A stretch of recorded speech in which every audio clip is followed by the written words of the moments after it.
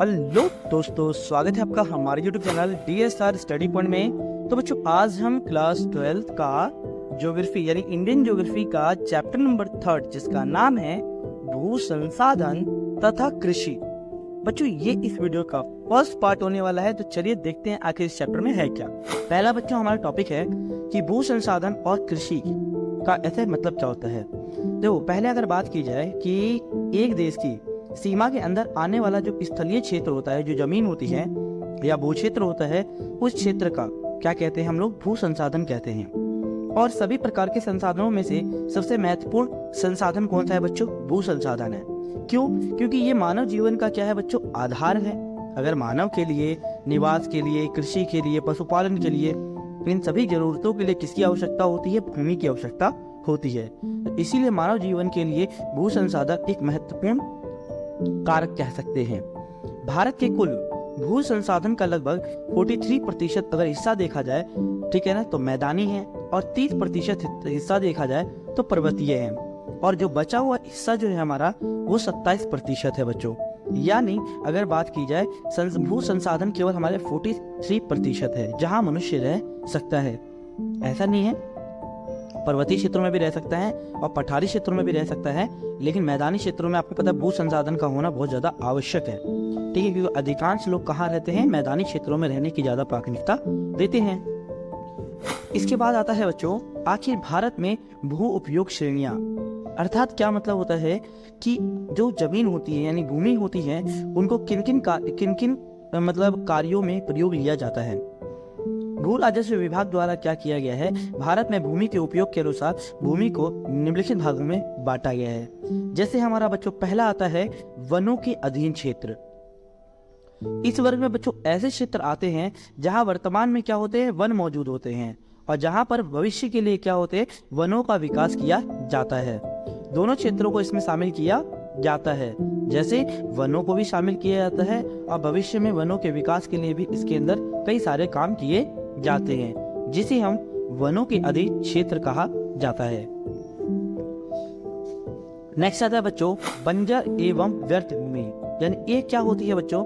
इस वर्ग में उस भूमि को शामिल किया जाता है जो वर्तमान प्रौद्योगिकी यानी जो हमारे पास टेक्नोलॉजी है उसकी मदद से हम उसे दोबारा कृषि योग्य नहीं बनाया जा सकता। ठीक है ना, यानी वर्तमान प्रौद्योगिकी की सहायता से जिस भूमि को हम दोबारा कृषि योग्य नहीं बना सकते उसे बंजर एवं व्यर्थ भूमि कहते हैं। अगर उदाहरण के लिए देखा जाए तो बंजर क्षेत्र हो गए, पहाड़ी क्षेत्र हो गए, मरुस्थलीय क्षेत्र हो गए, तो ये सभी क्षेत्र जो होते हैं बच्चों, ये बंजर एवं व्यर्थ भूमि के अंतर्गत आते हैं। नेक्स्ट आता है गैर कृषि कार्यों में प्रयुक्त भूमि। इस वर्ग में क्या होता है? ऐसे भूमि को शामिल किया जाता है जो वर्तमान में कृषि के अलावा सभी कार्य होते हो। कहने का मतलब क्या है? यानी ऐसी भूमि जिस पर कृषि को छोड़कर बाकी सभी क्रियाकलाप होते हैं उसे गैर कृषि कार्यों में प्रयुक्त भूमि कहते हैं।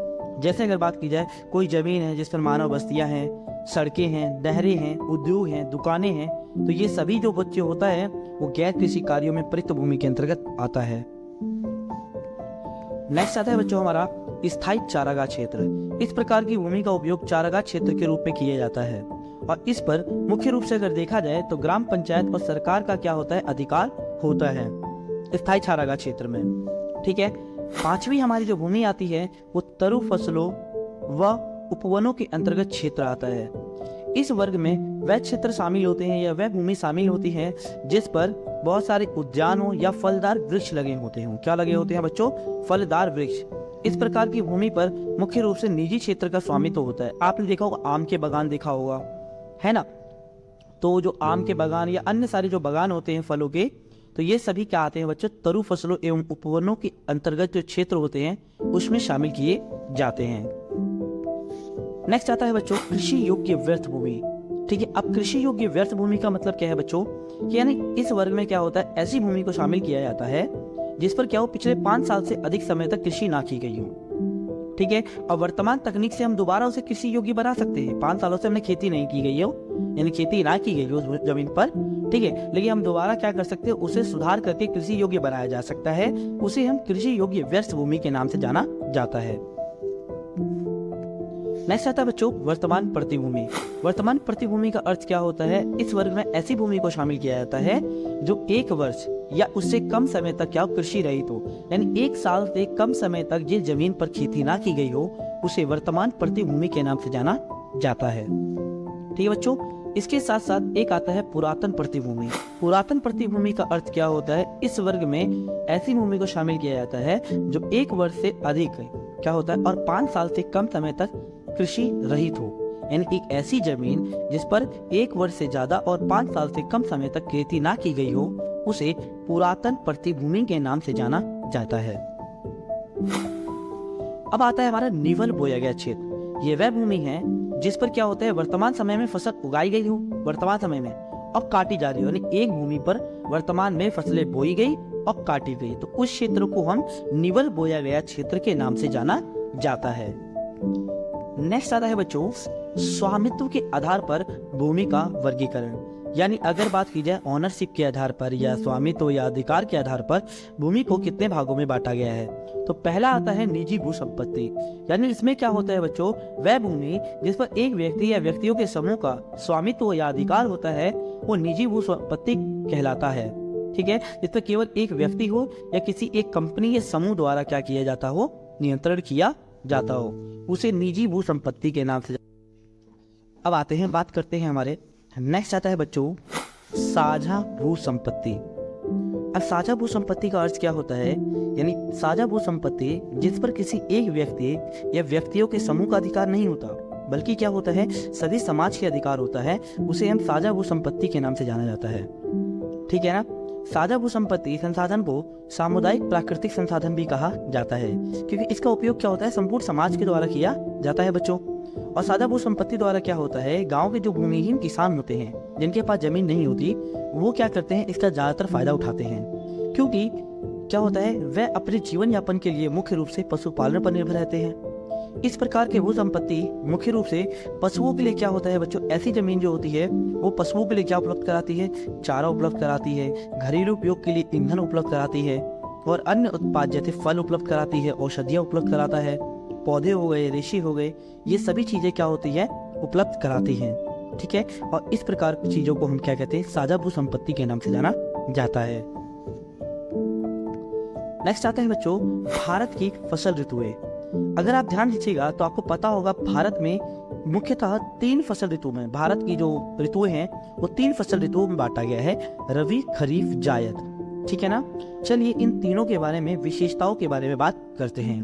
तो पहले बात करते हैं बच्चों खरीफ फसल ऋतु की। तो आप सभी बताएं खरीफ फसल ऋतु की फसलें जो मुख्य रूप से क्या होते हैं बच्चों, जून से सितंबर के बीच क्या होती है, दक्षिण पश्चिमी मानसून के साथ बोई जाती है। कब बोई जाती है बच्चों, जून से सितंबर में क्या होता है, दक्षिण पश्चिमी मानसून के साथ, जो दक्षिण पश्चिम से जो हमारे भारत में मानसून का मतलब आना शुरू होता है उस समय क्या होती है, इस प्रकार यानी खरीफ फसल का उत्पादन किया जाता है। इसके साथ साथ उत्तरी भारत में इस ऋतु में मुख्य रूप से क्या किया जाता है बच्चों, चावल, कपास, बाजरा, मक्का, ज्वार, अरहर जैसी फसलों को बोया जाता है, या सामान्य भाषा में ये कहा जा सकता है कि इनमें उन फसलों को बोया जाता है जिन्हें जल की आवश्यकता ज्यादा होती है। जबकि अगर देखा जाए दक्षिण भारत में मुख्य रूप से चावल, मक्का, रागी, ज्वार, मूंगफली इस प्रकार की ऋतु में ये फसलें बोई जाती हैं। और खरीफ फसल ऋतु याद रखना बच्चों एक मानसूनी फसल ऋतु है। इस प्रकार से हम कह सकते हैं बच्चों खरीफ फसल ऋतु एक हमारे लिए बहुत महत्वपूर्ण फसल ऋतु के नाम से जाना जाता है। अब बात करते हैं बच्चों रबी फसल ऋतु की। तो रबी ऋतु की अगर बात की जाए, इसमें क्या होता है, रबी फसल ऋतु में क्या होता है, अक्टूबर से नवंबर लेकर मार्च और अप्रैल के मध्य इसमें फसलें बोई जाती हैं। और उत्तर भारत में इस ऋतु में क्या होता है, गेहूं, चना, सरसों जैसी फसलों को बोया जाता है। अर्थात अगर बात की जाए कि इनमें उन फसलों को बोया जाता है जिन्हें जल की आवश्यकता कम होती है। जबकि दक्षिण भारत में चावल, मक्का, रागी, मूंगफली जैसी फसलें यहाँ दक्षिण भारत में ज्यादा बोई जाती हैं। ठीक है बच्चों। इसके साथ साथ अगर बात की जाए रबी फसल क्या है बच्चों, एक उष्णकटिबंधीय फसल ऋतु है। ठीक है बच्चों, क्या है, उष्णकटिबंधीय क्या है, फसल ऋतु है। ठीक है, तो ये रबी फसल की विशेषता होती है। तीसरा बच्चों आता है हमारा जायद फसल ऋतु। जायद क्या है बच्चों, एक अल्पकालीन फसल ऋतु है। अल्पकालीन का मतलब क्या होता है, ये बहुत छोटे समय के लिए होता है। इसका अगर बात की जाए, इसका समय अगर देखा जाए मुख्य रूप से अप्रैल से जून तक होता है। यानी इसमें क्या होता है, अप्रैल से जून तक इसमें फसलें बोई जाती हैं। इस ऋतु में उत्तर भारत में वनस्पति, सब्जियां, फल और चारे वाली फसलें बोई जाती हैं, ठीक है ना। इसके साथ साथ अगर देखा जाए इसके साथ साथ अगर देखा जाए ना कि जायद फसल ऋतु में क्या होता है कि ककड़ी, खीरा, तरबूजा, खरबूजा इस प्रकार की फसलें भी बोई जाती हैं जायद फसल ऋतु में। अब बात करते हैं बच्चों भारत में कृषि के प्रकार। तो अगर बच्चों बात की जाए, भारत में 2 प्रकार की कृषि होती है। एक होती है सिंचित कृषि और एक होती है वर्षा निर्भर कृषि, जिसे हम परौनी कृषि के नाम से जाना जाता है। चलिए इन सभी के बारे में बात करते हैं। पहले बात करते हैं सिंचित कृषि के बारे में। तो बच्चों सिंचित कृषि में क्या होता है, वर्षा अलावा अन्य साधनों द्वारा फसल को आवश्यक आर्द्रता प्रदान की जाती है।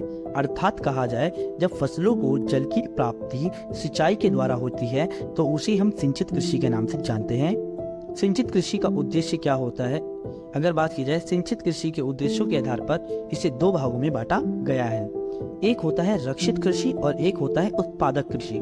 चलिए बात करते हैं पहले रक्षित कृषि का अर्थ क्या होता है। इस प्रकार की कृषि में क्या होता है कि सिंचाई का उद्देश्य यानी पानी की कमी के कारण जो फसलें नष्ट हो जाती हैं उनको बचाना है। यानी रक्षित कृषि का मुख्य उद्देश्य क्या होता है, जो पानी की कमी के कारण जो फसलें नष्ट हो जाती हैं उसी नष्टता को बचाना है। साधारण शब्दों में अगर समझे तो वर्षा के अतिरिक्त जल की कमी को पूरा करने के लिए इस प्रकार की सिंचाई का प्रयोग किया जाता है। दूसरा आता है बच्चों उत्पादक सिंचाई या उत्पादक कृषि। इस व्यवस्था का मुख्य उद्देश्य क्या होता है, फसलों को सिंचाई द्वारा पर्याप्त पानी उपलब्ध कराकर अधिकतम उत्पादन प्राप्त करना। यानी फसलों को जितना चाहिए उतना क्या कर सकते हैं, सिंचाई उपलब्ध करा सकते और क्या कर सकते हैं, उत्पादकता को बढ़ाया जा सकता है, ठीक है ना। रक्षित सिंचाई की तुलना में उत्पादक सिंचाई में अधिक मात्रा में जल की आवश्यकता होती है। यानी रक्षित कृषि की अपेक्षा अगर बात की जाए उत्पादक सिंचाई में, ठीक है ना, इसमें ज्यादा से ज्यादा किसकी जरूरत होती है बच्चों, जल की आवश्यकता होती है, ठीक है। अब बच्चों बात करते हैं, दूसरा आता है हमारा वर्षा निर्भर कृषि। इस वर्ग में कृषि के उस प्रकार को शामिल किया जाता है जो जलापूर्ति के लिए पूर्ण रूप से वर्षा पर निर्भर होती है। यानी जब फसलों को जल की प्राप्ति क्या होता है बच्चों, वर्षा के द्वारा होती है, तो उसे हम वर्षा निर्भर कृषि कहते हैं। कृषि की ऋतु में उपलब्ध आर्द्रता की मात्रा के आधार पर अगर बात की जाए कि आर्द्रता के आधार पर इसे 2 भागों में बांटा गया है, वर्षा निर्भर कृषि। चलिए देखते हैं। पहला आता है बच्चों शुष्क भूमि कृषि। यानी शुष्क भूमि कृषि क्या होती है बच्चों, ये उन प्रदेशों में की जाती है जहां वार्षिक वर्षा 75 सेंटीमीटर से कम होती है और जहां ये क्या होता है बच्चों, शुष्क भूमि का क्षेत्र होता है। इन क्षेत्रों में मुख्यतः ऐसी फसलें उगाई जाती हैं जो क्या हो बच्चों, जिन्हें जल की आवश्यकता कम होती है। उदाहरण के लिए अगर बात की जाए, जैसे रागी, बाजरा, मूंगफली, चना, चारे वाली जो फसलें होती हैं, ऐसी फसलों को शुष्क भूमि कृषि में बोया जाता है।